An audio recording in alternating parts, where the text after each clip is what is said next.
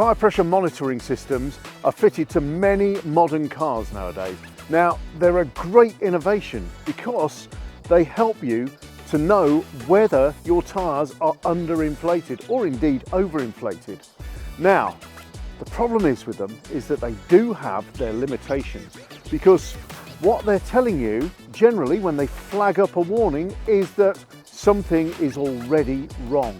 So in order not to get that warning message, what you need to do is keep on top of your tyre pressures. So they need to be checked at least once a week. So when you go and fill up your car at the filling station, or when you're charging up your car over the weekend, just check the tyre pressures. It's a great thing to do, and it will mean not only will you be safer in your car, but also you will save on fuel. Your car will be more fuel efficient. So how do tyre pressure monitoring systems work? Well, they work using the ABS system on the car. So the ABS system is the anti-lock braking system.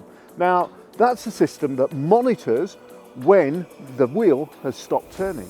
But of course, it can also be used to tell how many times a wheel is turning within a certain period of time. So let's go and have a look at some tyres back there, and let's see how to identify whether a tyre is overinflated or underinflated. Now, here's how an underinflated tyre looks. As you can see on the graphic, it's wearing on the outside of the tyre. The centre of the tyre is not wearing as much at all. But that means you've only got contact between the outside of the tyre and the road. Now, that means that you're going to get this unusual tread pattern, and the centre of the tyre is buckling in.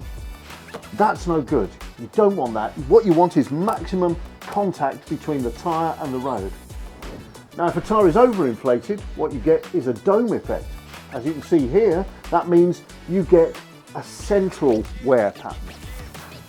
The centre of the tyre wears away more rapidly than the outer edges, meaning that you don't have that maximum footprint on the road.